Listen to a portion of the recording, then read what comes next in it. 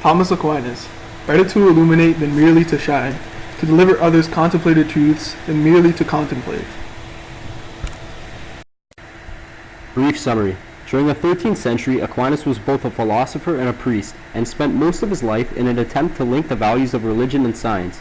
His approach to this method was achieved by studying philosophical idols before him, mainly Aristotle, and used theology to describe the importance of reason in whichever path one can take in life. The growth of a saint.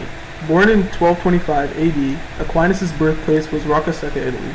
Before his birth, it was prophesied by holy marys that Aquinas would become a great teacher and discover unprecedented truths about knowledge and faith. Aquinas became familiar with Aristotle's work at an early age while studying at his primary school in Naples. Midlife. It was in Naples where Aquinas' journey of faith began, when he was introduced to St. John of Julian, a Dominican preacher, where he soon began his order at age 19.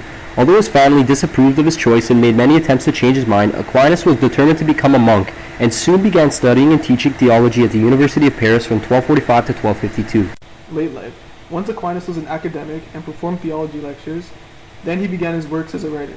It was here where Aquinas' many views regarding God, faith, reason, and science came to fruition, and he was able to establish his own original thoughts of the world and its ties with independent perspective and superior awareness. In 1274, at age 49, Aquinas passed away.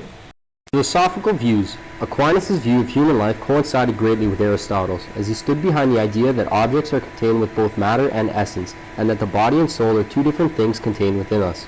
Aquinas' use of inductive reasoning led to his belief that knowledge could be sensed, and also go beyond that by applying reason to sensory experience.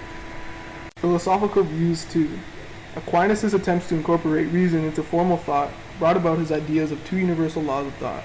Natural law, which occur without the intrusion of faith, for example, what is the right answer and wrong answer, and eternal law, which occur in the presence of faith, for example, praying or speaking to angels. Philosophical impact. Ironically so, Aquinas attempted to apply his findings to all different ideals of thought, not just those concerned with faith. This was a bold move by Aquinas, as he stood behind scientific findings during a time when such a thing was frowned upon, while simultaneously founding the principles of empiricism. It was Aquinas' thirst for teaching that allowed him to be regarded as an individual who married such opposite views by utilizing reason to think independently. Surrounding Aquinas' significance to both philosophy and faith followed through, as Aquinas stuck to his determination of reason-based findings that grew upon the principles of Greek legends.